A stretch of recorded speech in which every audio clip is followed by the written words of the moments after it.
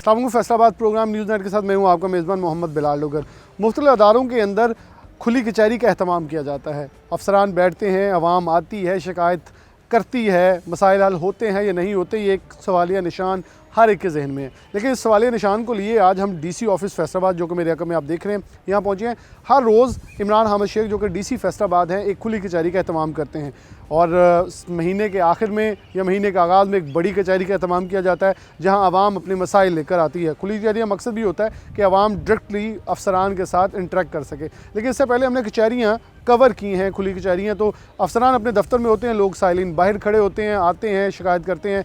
हमने आज प्रोग्राम का मकसद ये रखा है कि हम चलेंगे डीसी फैसलाबाद के साथ मौजूद होंगे और लोगों की शिकायत और फिर उनके अजाले के लिए देखते हैं क्या क्या इकदाम किए जा रहे हैं। और एक मुनफरिद काम डीसी फैसलाबाद की तरफ से किया जाता है कि कचहरी अपने दफ्तर से निकल के बाहर खुली जगह पर लगाई जाती है ताकि साइलिन को आने में कोई रुकावट पेश ना हो। और कुछ लोग तो ये भी कहते हैं कि डीसी कहाँ है, तो वो फिर आगे बैठे होते हैं। तो इसके ऊपर क्या क्या रिस्पॉन्डेंट टाइम कितना है, रिस्पॉन्स टाइम चेक किसे किया जाता है, किसके खिलाफ ज़्यादा एप्लीकेशन आती है, क्या एक्शन होता है। और बहुत सारे लोग बहुत मुख्तलिफ अंदाज के शिकायत लेके आते हैं। कौन कौन सी शिकायत हैं, कौन से मुख्तलिफ उनके वजूहात हैं और कैसे उनको कवर किया जाता है, सब कुछ दिखाते हैं, आपको लिए चलते हैं। खुली कचहरी का रोज़ एहतमाम करते हैं, लेकिन यकम तारीख को एक बड़ी कचहरी का एहतमाम भी किया जाता है। सारे अफसरान होते हैं। इस हद तक देखते हैं कि आवाम को कितनी आसानी होती है इस खुली कचहरी से, जब आप तक दहलीज़ पे आवाज़ लेके आते हैं ताकि कुछ ऐसी चीज़ें जो अफसरान अपने दफातर में नहीं सुन पाते, तो फिर आप उसको टेकअप करते हैं। देखिए, प्राइमरी पर्पस तो ये ऑफिस से बाहर बैठने का ये है कि लोगों को एक कॉन्फिडेंस हो कि जो डिस्ट्रिक्ट एडमिनिस्ट्रेशन है, डिप्टी कमिश्नर है, उस तक एक्सेस बड़ी आसान है। और कमरे के अंदर भी बाज़ औक़ात लोग जाते हुए थोड़ा सा घबराते हैं और कुछ बाज़ सरकारी मसरूफियात इस तरह होती हैं कि वो अंदर मीटिंग्स वगैरह चल रही है।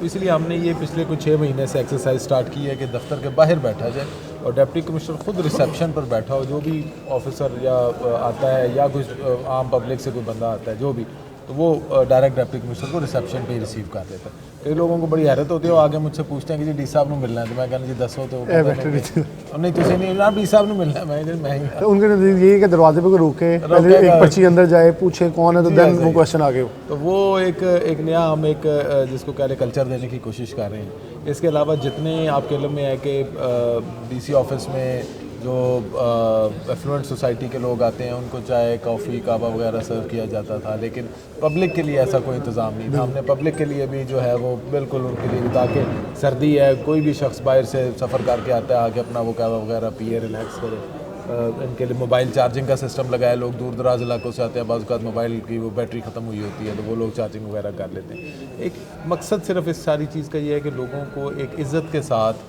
एहतराम के साथ बैठ के इनकी बात सुनी जाए। अब हम आ जाते हैं कंप्लेंट्स के ऊपर।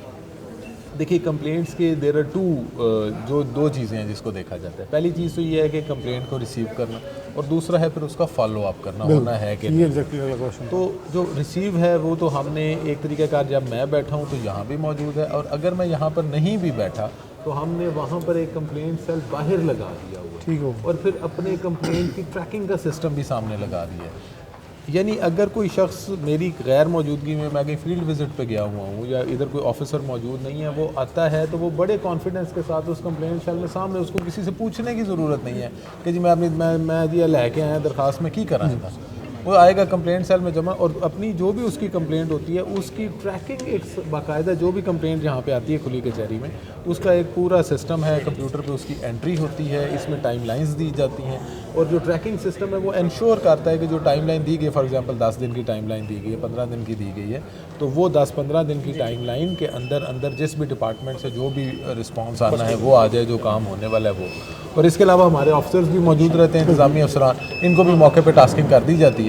और वो जिस तरह अभी आपने देखा कुछ ख़वातीन आई थी, उनका 7 माह से हमारी तनख्वाहें नहीं मिली। अब जब तनख्वाहें ना मिलने का मसला है तो ये चूँकि एक फाइनेंस रिलेटेड इशू है, तो हमने एडीसी फाइनेंस के हवाले किया। वो अपने कमरे में जाके भी वो डीडी सोशल वेलफेयर से बात करके उनका जो भी कुछ इशू होगा, जाहिर है अगर तनख्वाहें रिलीज़ नहीं हो रही तो कोई ना कोई पीछे इशू होगा, तो वो इशू को रिजॉल्व करने की हम कोशिश करेंगे।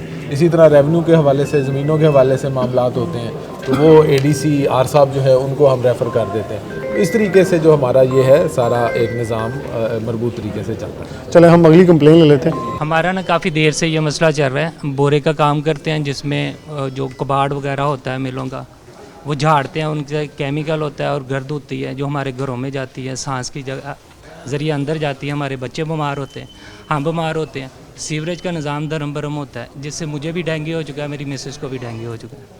और मैं सीओ साहब के पास खुद बजाते खुद 3 से 4 मरतबा पेश हुआ हूँ।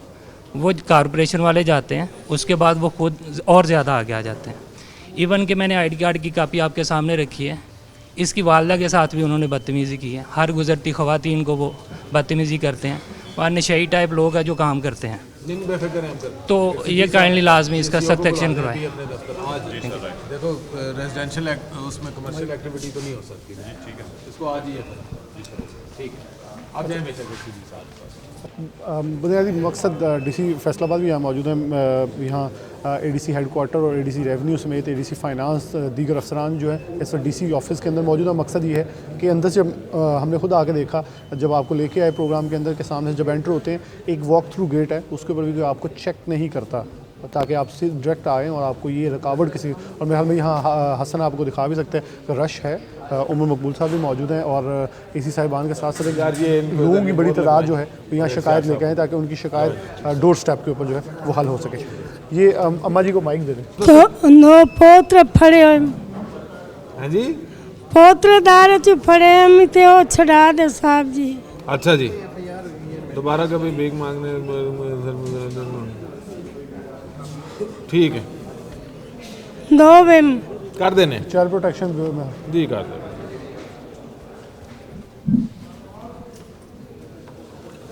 रिजवान, हाँ ये मैडम को ले।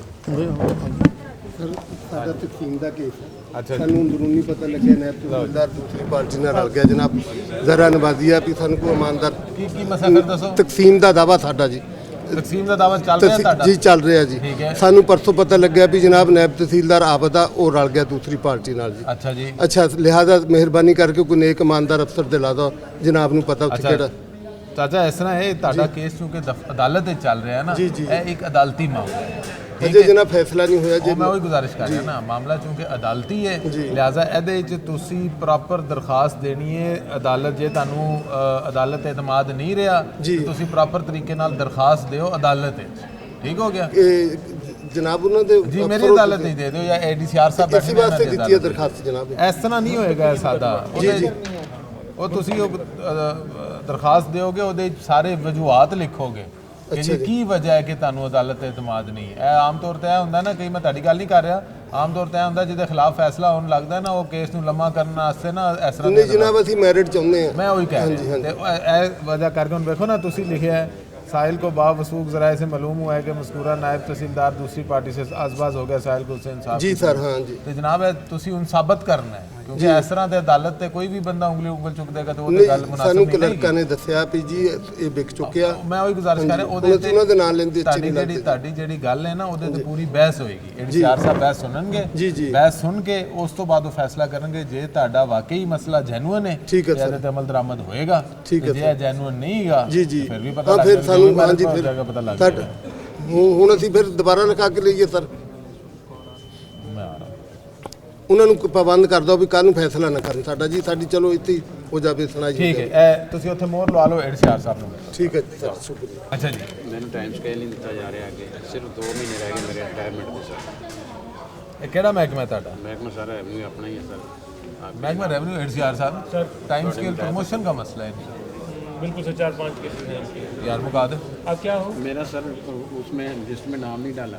लिस्ट में क्यों नाम डालना? ऐसे सारी अच्छा जो भी मुतलका ऑफिसर होता है तो उसके पास मुतलका ऑफिसर को जनरली जो है ना, वो अगर अपने ऑफिस में बैठे हो ना, तो हम इनकी जो एप्लीकेशंस हैं उनको इधर से स्टैम्प करवा के, ताकि वो हमारी कंप्लेंट ट्रैकिंग सिस्टम के अंदर आ जाए, कंसर्न ऑफिसर के पास अपने किसी नायब कास्टर या किसी रनर के थ्रू भिजवा दें ताकि उसका ताकि feedback- मौके पे हो। तो ऐसा भी होता है। वैसे लोग आके दुआएं भी देते होंगे कि जैसे आप रिस्पॉन्ड कर रहे हैं, और ये हमने देखा है कॉल्स करके या मुतलका अफसरान तो फ़िलहाल वैसे चार मेन जो वो आपके गिर्द मौजूद हैं, तो वो फिलफौर आपको आगे देख कहते भी होंगे, क्योंकि हमारे देसी लोग हैं, उनके लिए तो DC सब कुछ होता है।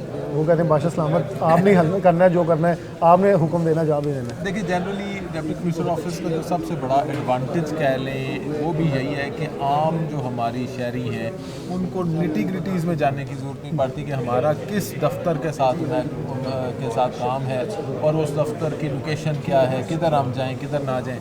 तो वो बेहतर होता है कि वो एक गवर्नमेंट ने डीसी ऑफिस बनाया हुआ है या तहसीलों में एसी ऑफिस बनाया कि आपको किसी भी महकमे से कोई मसला है आप इस ऑफिस में आ जाए। ये ऑफिस एक सेंट्रल रोल प्ले करता है और तमाम ऑफिस के साथ कोऑर्डिनेट करके मिसाइल का।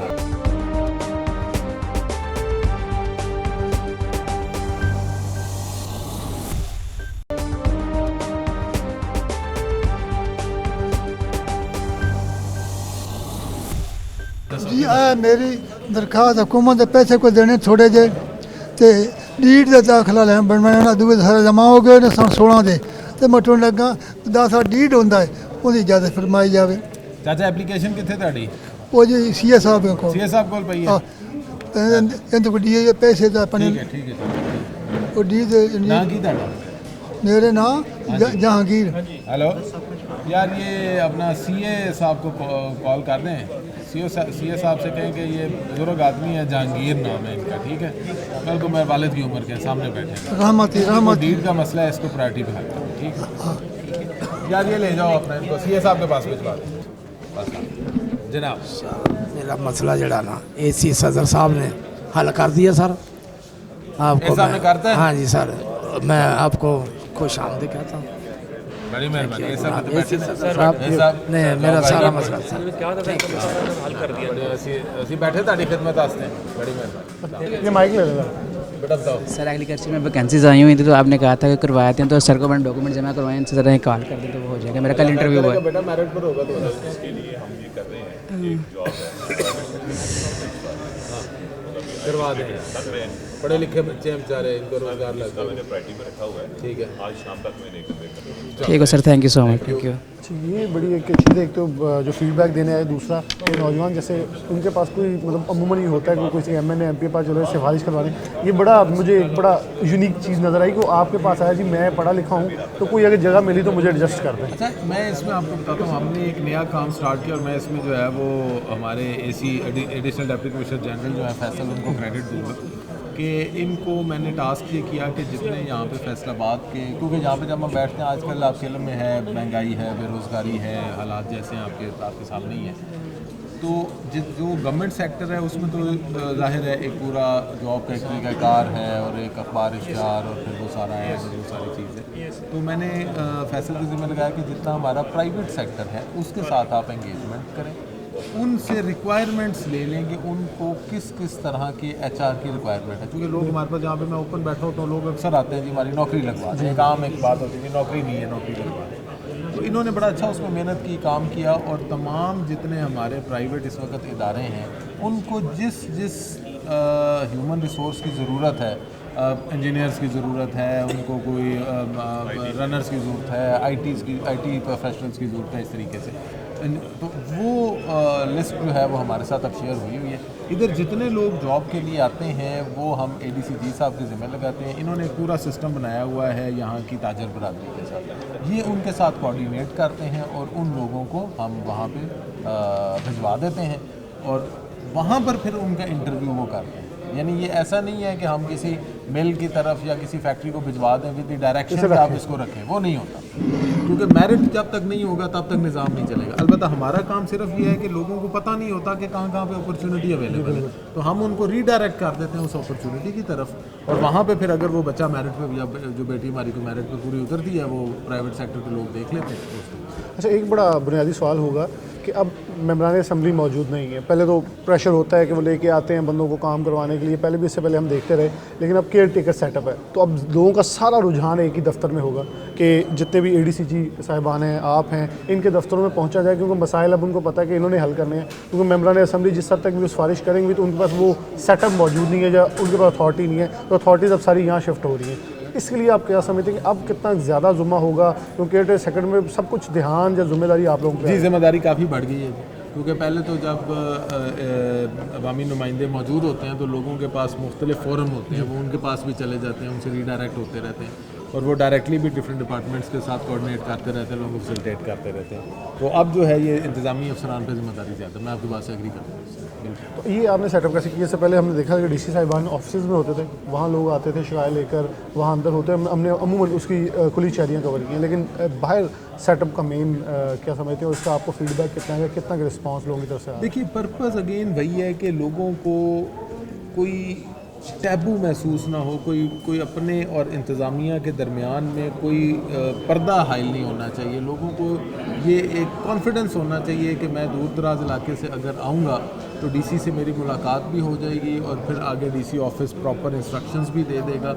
और अगर डिप्टी कमिश्नर से ख़ुद मुलाकात हो जाए तो बहुत अच्छी बात, अगर ना भी मुलाकात हो तो एक सिस्टम मौजूद है जो कि लोगों को इधर वेलकम करता है, उनको चाय पिलाता है, उनकी कंप्लेंट लेता है। तो जितनी कंप्लेंट्स होती हैं वो शाम को मेरे पास डाक के अंदर आ जाती हैं, मैं उसी तरह उनको मार्क करता हूँ, उसी तरह वो कंप्लेंट ट्रैकिंग सिस्टम के अंदर जाती है। दूसरी चीज़ ये है कि अब हम एक स्टेप आगे की तरफ भी जा रहे हैं। अब हम लोगों को टाइमलाइंस देने लगे हैं ताकि लोग, होता क्या है, एक आदमी ने एक एप्लीकेशन दी, उसके बाद वो अगले दिन पता करने आता है, अगले दिन पता करने आता है। अब हम जो है वो रिस्पांस टाइम देना शुरू हो गए ताकि लोगों को ये पता लग जाए कि जी मैं अब आया हूँ, मेरा ये ज़ाहिर है हमें अंदाज़ा होता है ये 5-7 दिन 10 दिन लग जाएंगे इस काम में, तो हम एक रिस्पांस टाइम दे देते हैं कि आप इस रिस्पांस टाइम के अंदर। और अगर कोई शख्स अपना मोबाइल नंबर या ये समझता है कि जी नहीं मैं नहीं दोबारा आ सकता, अस्सलाम वालेकुम, अस्सलाम, कैसे हैं, ठीक ठाक हैं, बैठे बैठे प्लीज़ प्लीज़। तो अगर कोई ये समझता है कि जी मैं दोबारा नहीं आ सकता और वो ये कहे कि जी आप मुझे कॉल करके बता दें, तो अपना वो नंबर दे दे, तो जहाँ पे जैसे 8-10 दिन बाद डीसी ऑफिस से कॉल भी चली जाती है कि जी आपका ये मसला था, ये उसका रिस्पॉन्स। अच्छा, लोगों के पास FWMC या दीगर अदारे मौजूद हैं जैसे वेस्ट मैनेजमेंट है, पार्किंग कंपनी है, लेकिन देखें तो उनकी तरफ शिकायत शायद लोगों की बहुत ज़्यादा बढ़ जाती हैं क्योंकि ऑफिसर्स के पास ऑलरेडी बर्डन है, डबल ड्यूटी भी कर रहे हैं, जैसे काशिफ साहब कर रहे हैं 2 ड्यूटियाँ, लेकिन फिर अल्टीमेटली वो आप लोगों के पास आएंगे तो जो ऑफिसर्स के खिलाफ ज़्यादा शिकायत आ जाती हैं या रिस्पॉन्स टाइम बहुत कम है, तो फिर उसके लिए क्या मैकेनिज़्म है? देखिए हमारी यहाँ पे अगर हम कंप्लेंट्स के हिसाब से देखें, शिफ्टिंग करें, तो सबसे ज़्यादा कंप्लेंट्स में वासा की, ठीक होगी। इसीलिए हमने वासा का एक फोकल पर्सन इधर बिठाया ताकि जब भी वासा की कोई कंप्लेंट आती है तो पहले हमने जब पहले 4-5 जब सिलसिला स्टार्ट हुआ, क्योंकि अब तो तकरीबन 6 महीने हो गए इस सिस्टम को चलते हुए, तो शुरू के पहले हफ्ते डेढ़ में मुझे ये अंदाज़ा होना शुरू हो गया था कि ज़्यादातर किस महकमे की कंप्लेंट्स हैं, ज़्यादा वासा की कंप्लेंट्स हैं। और वासा के भी अपने इशूज़ हैं, टेक्निकल इशूज़ हैं, उनकी कैपेसिटी के इशूज़, फाइनेंस के बहुत बड़े इशू, फाइनेंस के इशूज़ हैं। लेकिन हमारा ये पॉइंट होता है कि वासा अपना तो काम जो अच्छे तरीके से करे सो करे, लेकिन जो शख्स डीसी ऑफिस में आ जाता है कम से कम उसका जो है वो लाजमी रिजॉल्व हो जाए। तो वो इस हिसाब से जो है हम फिर रिव्यूज़ भी लेते रहते हैं 15 दिन बाद, महीने बाद। ज़्यादातर एडीसी हेडक्वार्टर जो है हमारे, वो काशिफ साहब वो इसके रिव्यूज़ लेते हैं कि भाई इतनी कंप्लेंट्स आ गई हैं, उसके बाद अब इसको कैसे रिजॉल्व। अच्छा, दूसरी चीज़ ये है कि इन कंप्लेंट्स से हम एरियाज़ भी आइडेंटिफाई कर लेते हैं कि कौन से एरियाज़ हैं जहाँ पे कंप्लेंट इशूज़ ज़्यादा है, फिर उन एरियाज़ को फोकस करके हम एक स्पेशल 3-4 महकमों की ग्रुपिंग और टीम्स बना के हम उस स्पेशल एरिया में खसूसी कैंपेन्स करवा लेते हैं। तो उधर ना उन्होंने स्टे लगाया हुआ है कॉलोनी का कह के, तो मेरे वाले रकबे में इस तरह का कोई काम नहीं है, ना कोई कॉलोनी ना कोई सड़कें वगैरह। ये आपके साथ हैं जी? अच्छा, किसने स्टे लगा दिया? एसी साहब ने जो पहले गए हैं यहाँ से। एसी साहब की तरफ से स्टे है जी। अच्छा, आपने कोई एप्लीकेशन लिखी? एप्लीकेशन उधर थी, इधर तो कोई नहीं लिखी। इट्स यार साहब, यार ये मैटर को रिजॉल्व ठीक हो गया। हाँ, ये मैटर के ऊपर देख लें, तो कोई तो कागज़ लाएंगे ना आप, ऐसे ठीक है, मैं आपको डॉक्यूमेंट शेयर, ठीक है जी, हाँ वो दे दें। और आपने ना इस तरह करना है कि ये कल मिलने आ सकता, ठीक है। आज इट्स यार साहब विजिट पे जा रहे हैं समुद्री, कल आपने, ये साहब हैं ये एडीसी, इनका सामने कचहरी में दफ्तर है, ठीक है, आपने कल इनसे मिलने कितने बजे आ जाए भैया? 11 बजे आ जाए सर। बिल्कुल 11 बजे, ठीक है। इशू सर ये है कि इनकी एक ऑर्गेनाइजेशन है, इनके मुख्तलिफ शहरों में रकबे थे, ठीक है। अब एक रकबे के ऊपर ये बना रहे हैं बिल्डिंग, ठीक है, वो सरगोदा में है, इनको चाहिए फाइनेंस, वो कहते हैं जो फैसलाबाद में जो इनका प्लॉट है वो हम बेच देंगे, सेल करते हैं। लेकिन सर वो हुआ था वक्फ पार्टीशन से पहले। अब आपने अगर वक्फ की फतवा बैल लेनी है या सेल करना है तो आपको सिविल कोर्ट से अपने आप को नॉमिनेट करवाना पड़ेगा। मैंने गाइड यही किया था कि जी वो आप सिविल कोर्ट से जाके डिग्री लें, उसके बाद फर्द जो है बै मिलेगी, फिर आप सेल करेंगे। उसके अलावा आप मुख्तलिफ ऑफिस में जाएंगे, अपना वक्त ज़ाया करेंगे, तो प्लीज़ उसको अप्रोप्रिएट जो फॉर्म है, मैंने उनको पूरा लॉ भी दिखाया था, ठीक है। ये सारा इशू है। इसके अलावा अब जो है इसमें कोई न्यू क्या चीज़ है वो मुझे समझ नहीं आ रही। मैं इंग्लैंड से आया हूँ, 11 साल का मसला है। पारो टोनी दी थी 42 कनाल की, ठीक है जी। उस आदमी ने 118 कनाल अपने नाम ट्रांसफ़र कर ली और 25-30 करोड़ का मामला है। तो मैं यहाँ घूमता रहता हूँ, वो कहते इधर जाओ इधर जाओ। आपके पास भी शायद आया था, आपने मदद की थी। ओवरसीज़ पाकिस्तान में कंप्लेंट दर्ज की है, तो मैं 55 ईयर्स हो गया मैं वहाँ रहता हूँ और मैं बीमार भी हूँ। मगर इसके लिए आता हूँ, मगर ये मसला नहीं हल हो रहा।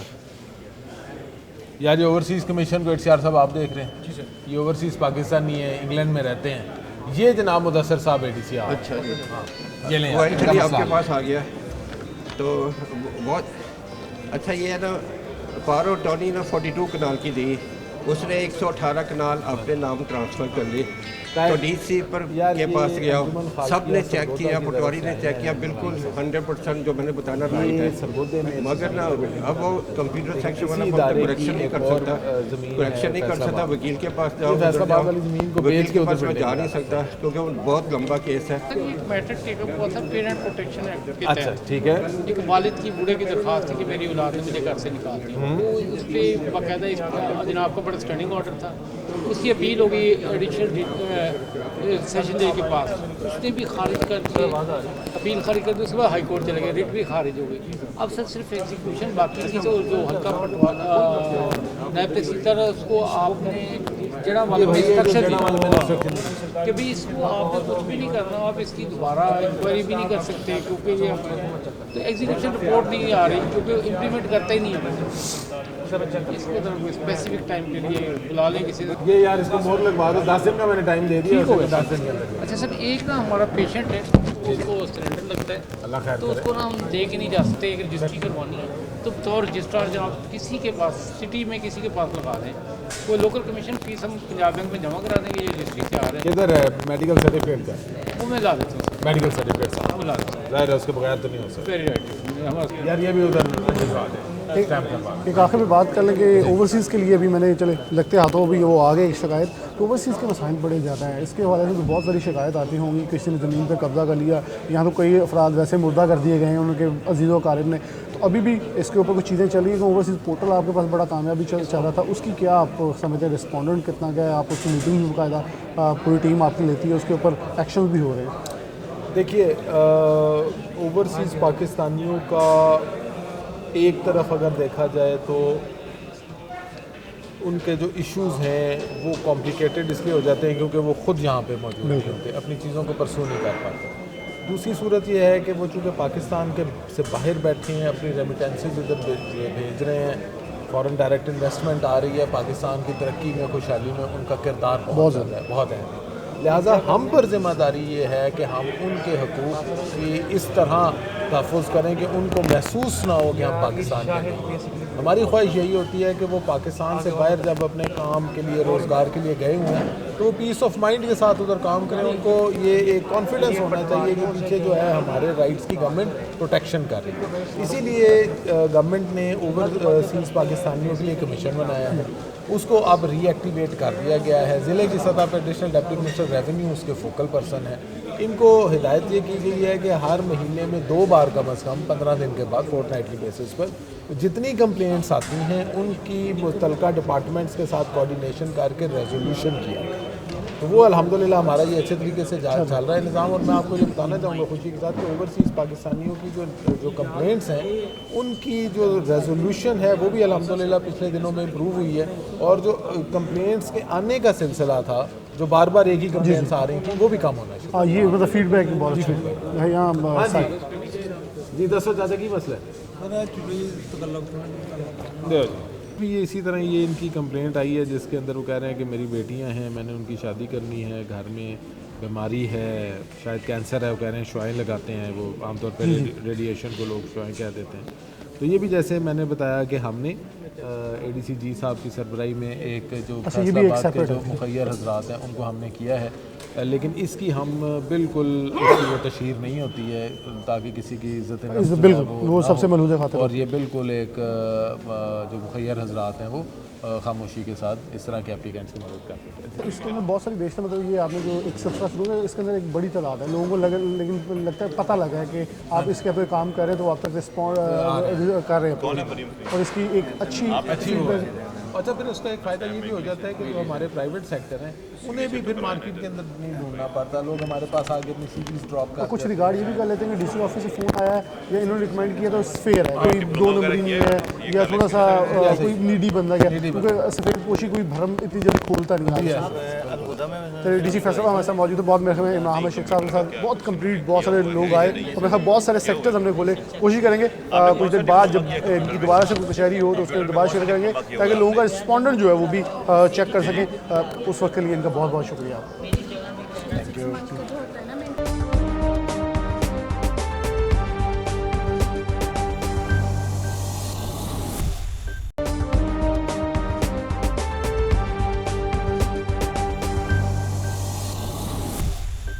अच्छा, वही साइलेंट मौजूद हैं जो यहाँ प्रोग्राम के अंदर हमारे साथ मौजूद थे। इनसे बात भी कर लेते हैं। एक नौजवान है और सब बुजुर्ग में है। सबसे पहले हक बुजुर्ग का है क्योंकि वो खड़े हैं काफ़ी देर से। अस्सलाम वालेकुम। अच्छा, कैसे देख रहे हैं कि आप डीसी ऑफिस आए हैं खुली कचहरी के अंदर, कितना का रिस्पॉन्ड आपको लगता है? मैंने जनाब हुकूमत पाकिस्तान को दस रहा हूँ कि DCO साहब इमरान साहब फैसलाबाद जिदन दे आए आ, इन्हों का बहुत अच्छा किरदार आ, इतना लोगों नाल अच्छा सलूक है इन्हों का, ताकि कोई शहरी काम क्या था आपका? मेरा काम एक सीगा जी, वो साहब ने आउंदे कर दिया। इधर कोई मसला सीगा एक, किस चीज़ का? कोई सफाई सुफाई वास्ते कोई होर सीगे, कोई कोई मसला मसाइल सीगा, वो सारा हल किया। AC सदर साहब ने जुम्मे लाया। AC सदर साहब ने भी, हाँ जी, AC सदर साहब ने भी सानू उस वेले साडा काम कर दिया। मैं हुकूमत पाकिस्तान नू ये मैसेज देना चाहना भी DCO फैसलाबाद इमरान साहब जदों दे आए आ, सफाई के अंदर हर चीज़ के शहर के अंदर हर आदमी उन्होंने चाहता साढ़े फैसलाबाद के अंदर रहन। DCO साहब जड़े आ बहुत अच्छे आदमी आ, अच्छा काम किया इंशाअल्लाह ताला इदां दे बंदे होंगे पाकिस्तान के अंदर तरक्की करेगा। बहुत शुक्रिया। अच्छा नौजवान, आप क्या कहना चाहेंगे कि आप नौकरी के लिए आए थे कि अमूमन लोग जाते हैं सिफारशी कल्चर के पास, किसी MP MNA के पास, आप DC साहब के पास क्यों आए? सर ये मेरा ये ऐसा ना मसला था कि मैंने ग्रेजुएशन की है, मैंने BS किया हुआ है, तो मैंने ना काफ़ी महकमे में अप्लाई भी किया हुआ है, तो इसलिए ना मैं सर के पास आया था तो सर ने मेरा नहीं, मैंने कोई सिफारिश नहीं की, मेरे पास सिफारिश है भी नहीं इस वजह से। DC साहब के पास आए तो उन्होंने मेरा मैटर तरजीह बुनियाद पर हल करवाया। मैं उनका बहुत ज़्यादा शुक्रगुजार हूँ कि उन्होंने मेरा मसला जो उनसे है वो तरजीह बुनियाद पर हल करवाया है। इसके अलावा पहले भी जो से डिप्टी कमिश्नर साहब जो उनसे इमरान अहमद शेख साहब जो उनसे हैं वो बहुत ही नाइस और पोलिटिकल आदमी हैं, हर एक से बहुत ही महजब तरीके से प्यार से बात करते हैं, उनका मसला सुनते हैं, उनका मसला जो उनसे हल करवाते हैं और तरजीह बुनियादों पर करवाते हैं। जी जी बिल्कुल, मेरी बात करवाई गई है। मेरा मसला उन्होंने तरजीह बुनियादों पर फेवरेबल कंडीशन के साथ उन्होंने मेरा मसला हल करवाया। मैं उनका बहुत ज़्यादा शुक्रगुजार शुक्रिया अदा करता हूँ उनका कि उन्होंने मेरा मसला तरजीह बुनियाद पर हल करवाया। बहुत शुक्रिया। Thank you sir. अस्सलाम वालेकुम। वालेकुम अस्सलाम। आप क्या इशू लेके आए, क्योंकि अब हम वही मौजूद थे? जी हाँ, मेरा नाम मलिक मोहसिन है जी, और मैं आया था। हमारे एरिया में कमर्शियल एक्टिविटीज़ हो रही हैं और जितनी मिलों का कबाड़ होता है, उनका गंद होता है, वो हमारे इलाका में वो लोग खिलाते हैं। माहौलियाती आलूदगी का इशू है हमारा। और ये मैं तकरीबन सभी महकमे में गया हूँ, मैं कॉरपोरेशन में, एनवायरनमेंट में और फैटा में, हाउसिंग में, ये सभी के पास गया हूँ। ऐसा रिस्पांस मुझे नहीं मिला जो खुली कचहरी में मिला है, DC साहब के ऑफिस में मिला है। तो DC साहब के पास आज मैं पेश हुआ हूँ और उम्मीद करता हूँ इंशाल्लाह ये हमारा जो अब मसला है वो फौरी तौर पे हल होगा। मुझे तकरीबन 60-70 दिन हो गए हैं इसके पीछे लगे हुए, लेकिन अभी तक हल नहीं हुआ। लेकिन आज जो रिस्पॉन्ड मिला है मुझे उम्मीद है इंशाल्लाह ये हल हो जाएगा। बहुत शुक्रिया आपका। रिस्पांस बहुत ज़रूरी होता है कि ख़ास तौर पे बाइज़्ज़त तरीके से किसी की शिकायत सुनना और फिर उसको रिस्पॉन्डेंट की तरफ, रिस्पांस की तरफ या उसके हल की तरफ लेके चलना, ये बहुत ही एक ज़रूरी अमल है। DC कंप्लेंट सेल की जब बात करें, ख़ास तौर पर एक जो खुली कचहरी उसकी बात करें तो रिस्पॉन्डेंट का जो फीडबैक लेने के लिए जो रिस्पांस टाइम चेक करने के लिए काशिफ रज़ा अवान जो कि ADC हेडक्वार्टर हैं वो हमारे साथ मौजूद, उनसे बात करें। अरे भाई, कैसे इसको पूरा चेक किया जाता है, फिर कितना का आप समझते हैं कौन सा अदारा ज़्यादा रिस्पॉन्ड कर रहा है, कौन सा ऑफिसर ज़्यादा इसको कर रहा है? अगर कोई नहीं कर रहा हो तो DC साहब से पूछा, उसका मैकेनिज्म वो कह रहे थे, आप इसको लुक आफ्टर कर रहे हैं सारी चीज़ को? बिस्मिल्लाहिर्रहमानिर्रहीम। जी बिल्कुल, DC साहब ने इसका फोकल पर्सन मुझे बनाया हुआ है। DC साहब की ये बहुत अच्छी काविश है। अक्सर आपने ऑफिस में देखा होगा कि ऑफिसर्स आके अपने दफ्तरों में बैठ जाते हैं और लोग बाहर उनको मिलने के लिए जो है वो उनका इंतज़ार करते रहते हैं। लेकिन DC साहब की सबसे अच्छी आदत ये है कि वो जब भी दफ्तर में तशरीफ़ लाते हैं वो सबसे पहले बाहर खुली कचहरी करते हैं और उसमें ये होता है कि जितने भी लोग उनको मिलना चाहते हैं वो सारे के सारे उनसे उस वक्त मिल लेते हैं और अपने मसाइल बयान करते हैं। फिर उसके बाद हम इसको अपना एक यूनिक नंबर लगाते हैं और इसके ऊपर जो भी अपना डेडलाइन फ़िक्स की जाती है डी सब की तरफ से, उसको हम फीड कर देते हैं कंप्यूटर के अंदर। उस इतने दिनों के बाद अगर हमारे पास उसका कोई जवाब नहीं आता तो फिर हम उसमें जो भी रिमाइंडर हमने भेजना हो या जिस तरह की कार्रवाई करनी हो वो डी सब के नोटिस में लाते हैं। और 1 महीने के बाद जितनी भी हमारी ये कंप्लेंट सेल की परफॉर्मेंस होती है वो सारी हम डी सब के साथ शेयर करते हैं। अच्छा, आपकी अपनी भी खुद पार्किंग कंपनी को भी देख रहे हैं, लुक आफ्टर कर रहे हैं, तो केयर टेकर सेटअप के अंदर भी जो एक अजासी लोग थे वो भी अब हट गए हैं, तो वो प्रेशर भी थोड़ा कम होगा। तो लगता है कि चीज़ों को केयर टेकर सेटअप में ज़्यादा परफॉर्म कर पाएंगे, वो लोगों की उम्मीदें या सारी शिकायतें आप लोगों के साथ ही होंगी। जी बिल्कुल, इसमें ज़िम्मेदारी बढ़ जाती है क्योंकि इसमें कोई अवामी नुमाइंदे नहीं होते, लेकिन हमारे पास सारे लोग तशरीफ़ लाते हैं, सारे हमारे लिए मोहतरम होते हैं। तो जो भी लोग हमारे पास आते हैं हम अपनी कोशिश के मुताबिक उनके मसाइल हल करने की पूरी कोशिश करते हैं। बहुत शुक्रिया उमर मकबूल साहब और फैज़ल साहब हमारे साथ मौजूद हैं। मैं दोनों को बराबर ले लेता हूँ ताकि उमर साहब निकल रहे थे, इनका ज़रा फ़ायदा उठा लेते हैं जल्दी जल्दी, ताकि फैज़ल साहब से ज़रा डिटेल में बात हो सके। अच्छा, आप कैसे देखते हैं AC सदर होने के नाते बहुत सारी शिकायत ज़्यादातर क्योंकि फैसलाबाद का मोहल्ले वकू देखें तो जो सदर के इलाका है वो बहुत ज़्यादा है, तो उधर ज़्यादा लोगों के मसाइल, ख़ासतौर पे ज़रा नवाही इलाकों में लोगों की शिकायतें भी बहुत ज़्यादा होती हैं। तो कितना समझते कि खुली कचहरी से आप इस चीज़ को रिस्पॉन्डेंट के तौर पर चेक कर रहे हैं और शिकायतों का ज़्यादा होता है, क्योंकि बहुत सारी चीज़ों पर आप ना कि सिर्फ देख रहे होते हैं बल्कि उस पर मशवरा भी दे रहे होते हैं कि चीज़ें लोगों को ये लगता होता है कि मसला बस हल हो जाए आज ही और विदिन 2 और 3 मिनट्स। तो इस चीज़ को आप कैसे देते हैं, सबसे पहले किस काविश को और फिर रिस्पॉन्ड के ऊपर? बिस्मिल्लाहिर्रहमानिर्रहीम, बहुत शुक्रिया आपका। एक्चुअली में जो खुली कचहरी का मकसद तो यही होता है कि जी कुछ ऐसा टाइम फिक्स हो जाए जिसमें जो लोग हैं वो अपनी शिकायत लेके वहाँ पे आ जाए और आप जो है उनके मसले को सुन लें। उसके बाद आप जो हमारा यहाँ पे रूटीन का जो होता है कि जी आप एप्लीकेशन मार्क करके मुख्तलिफ ऑफिस के होते हुए जाए, तो यहाँ पे आमतौर पे हम उसकी जो पिक्चर ली एप्लीकेशन की और कंसर्न जो हमारा बंदा उसको भेज दी कि ये शख्स आ रहा है आपके पास, इसका मसला हल करें और हमें आज शाम तक बताएं। तो ये इसमें से देखें तकरीबन कोई 80+ लोग वो कभी रिपीट नहीं होते। इसका मतलब ये कि लोगों के मसले हल हो रहे हैं, तो ये फ़ायदा है इसका। लेकिन कुछ रवायती लोग भी होते हैं जो शायद अपनी बात, उनको एक आदत पड़ जाती है कि अब हमारा हो गया तो साथ पूरे गाँव का भी उठा लें, फिर किसी और का उठा लें, वो इस रूटीन में भी लग जाते हैं, तो ऐसे लोगों को कैटर करना बड़ा मुश्किल हो जाता है। देखिए इस तरह जो मैं तो मतलब बड़ा क्लियरली कोई बंदा अगर जो है इस तरह की हरकत करता है तो मैं तो उसको बिल्कुल रोकता हूँ और मतलब जो है एटलीस्ट मेरे पास कोई ऐसा शख्स नहीं होता जो बार बार हो और गाँव को पूरा या किसी को और को जो बंदा तंग करे तो वो नहीं सही, उसको मैं तो मतलब एटलीस्ट इंकरेज नहीं करता। बहुत शुक्रिया। उमर मकबूल साहब हमारे साथ मौजूद है, फैसल सुल्तान साहब ADCG मौजूद हैं, बहुत शुक्रिया आपके वक्त देने के लिए। अच्छा, कैसे देख रहे हैं कि आप भी इन सारी चीज़ों क्योंकि जनरल हैं तो जनरली आपके पास ज़्यादा मसाइलों का एक अंबार और ओवरऑल चीज़ें देखनी पड़ती हैं, हेड क्वार्टर और जनरल के पास ज़्यादा ज़रा थोड़ी शिकायत या लोगों का रिस्पॉन्डेंट टाइम आप लोगों को चेक करना होता है, या अगर कोई और ना सुने तो फिर आप लोगों को जैसे डी साहब ने बहुत सारी चीज़ें आपके ज़िम्मे लगाई, तो फिर कितना होता है कि ऑफिसर जो मुतलका है उसको पाबंद करना, क्योंकि वो भी डेफिनेटली कि सीट पे मौजूद हैं, आप भी हैं, और बड़ा रिस्पेक्टफुल वे के अंदर साइलिन का भी मसला हल हो जाए और ऑफिसर जो हैं वो भी उस चीज़ की प्रैक्टिस जारी रखें।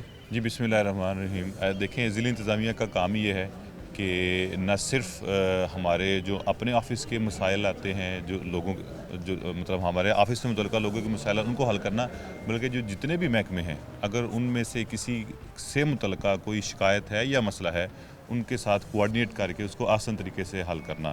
तो अब बाकी भी सारे हमारे कोलीग्स हैं तो उनके साथ अल्लाह का शुक्र है हमारी कोऑर्डिनेशन भी बहुत अच्छी है, तो कोई भी महकमा हो वो रिस्पॉन्ड करते हैं। सिर्फ फ़र्क ये होता है कि सम टाइम जो है वो कुछ महकमों में HR का इशू होता है तो थोड़ा लेट हो जाता है, तो फिर हम उनको फॉलो अप करते हैं।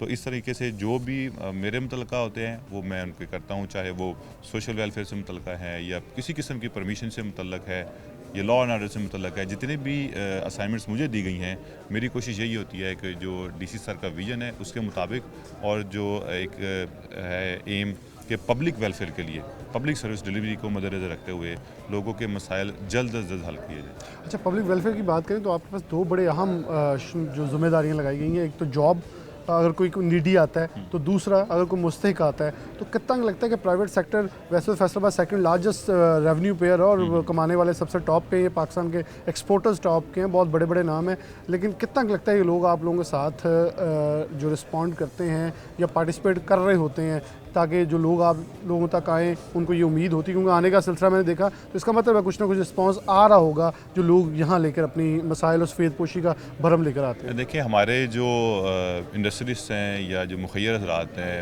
मैं समझता हूँ कि ये बहुत ज़्यादा एक्टिव हैं, बल्कि प्रोएक्टिव हैं। अभी कुछ 6 साल पहले एक कमेटी बनी थी, सोशल वेलफेयर कमेटी, जो कि पिछले कोई 2 साल से इनएक्टिव थी, वो उस तरह से परफॉर्म नहीं कर रहे। तो डीसी सर के विजन के मुताबिक हमने इसको एक्टिवेट किया, मगर रीएक्टिवेट किया। अब उसमें जो एक रूटीन थी कि लोग सिर्फ माली इमदाद की या राशन की दरख्वास्तें देते थे, हमने एक तो उसको थोड़ा सा ब्रॉडर किया। हमने ये कोशिश की है कि लोगों को बजाय इसके कि वो लोग पैसे मांगने के आदी हो जाएं, हम उनको इस बात का, जैसे कहते हैं ना, how to catch a fish, उनको वो सिखाएं। तो उस सिलसिले में हमारी फिर मीटिंग हुई सोशल वेलफेयर कमेटी की, डी साहब ने चेयर की। उसमें हमारी जो है वो काफ़ी डिटेल डिस्कशन हुई। तो उसमें फिर ये फैसला किया गया कि हम जो है एक तो इसको चैनलाइज करेंगे। मंडे से लेके फ्राइडे तक एप्लीकेशंस आती हैं, उन तमाम का मैं ख़ुद इंटरव्यू करता हूँ सैटरडे को। अब उसमें से फिर हम देख लेते हैं कि जो लोग कोई कारोबार शुरू करना चाहते हैं और वो सफ़ेदपोश हैं, वो मांगना नहीं चाहते, उनको फिर हमने अखुवत के साथ, उनके साथ भी हमने मीटिंग की हुई है, वहाँ रिफ़र कर देते हैं। आपको पता है वो 50,000 तक बगैर सूद के कर्जा देते हैं। इस तरह से कुछ ऐसे लोग होते हैं जिनके हेल्थ से रिलेटेड इश्यूज़ होते हैं, उनको हम हेल्थ डिपार्टमेंट के साथ कर देते हैं। और इसके साथ साथ हमारी जो D social welfare, she is also very active, तो उनको हम भेज देते हैं ताकि वो कुछ NGOs भी जो हैं वो हेल्थ सेक्टर्स में बड़ा अच्छा काम कर रही हैं, उनके पास चले जाते हैं। इसी तरह से जो हमारी सोशल वेलफेयर कमेटी को जाते हैं केसेस, अब वो जा रहे हैं माली इमदाद के नहीं जा रहे, अब वो जा रहे हैं जॉब से रिलेटेड। लोगों को हम इस तरफ, अल्लाह का शुक्र है, हमने राग़िब किया है। और हमारे पास अगर 10 एप्लीकेशन आती थी तो 10 में से 10 होती थी माली इमदाद की, अब 10 में से 9 आती हैं जॉब से रिलेटेड, कि चाहे हमें प्राइवेट सेक्टर में करवा दें, किसी फैक्ट्री में करवा दें, कोई कंप्यूटर ऑपरेटर की जॉब करवा दें, कोई डाटा एंट्री ऑपरेटर की करवा दें। तो अल्लाह का शुक्र है, डीसी साहब का जो विज़न था उसमें हम काफ़ी हद तक कामयाब हुए हैं। हम लोगों को रिफ़र करते हैं, वो मुतलका इदारों में जाते हैं, फिर वो इनका एक अपना प्रोसेस होता है, ट्रांसपेरेंट प्रोसेस है। वो लोगों से इंटरव्यू करते हैं, उनकी काबिलियत को जांचते हैं, जो इस सहल होता है फिर उनको जॉब पे रखते हैं। बहुत शुक्रिया। मैं बड़े डिटेल के अंदर इन्होंने चीज़ें बताई कि ख़ासतौर पर मकसद, एक बड़ा खूबसूरत मकसद इन्होंने बताया कि किसी को हाथ लेने वाले की बजाय देने वाला बना रहे हैं, ताकि वो जॉब करे और ख़ुद डोनेट करने की पोजीशन में आ जाए। और मैं अखुवत जिनका नाम लिया वो भी इस हवाले से फ़ेमस है पूरे पाकिस्तान के अंदर, कि वो लोगों को मांगने के बजाय ख़ुद कफ़ील बनाने की कोशिश करते हैं, जिसमें ये भी कामयाब हुए, वो भी हो रहे हैं। मकसद ये था कि जब मेंबरान असम्बली नहीं रह जाते तो एक बहुत ख़ास सेक्टर जो है वो शिकायत लेकर मुतलका अवामी नुमाइंदों पास नहीं जा सकता। तो फिर आकर कुली कचहरी के अंदर अवामी मसाइल कैसे हल हो रहे हैं वो आपके सामने रखे। इस साथ प्रोग्राम न्यूज़ नेट से जा दीजिए। अल्लाह हाफ़िज़।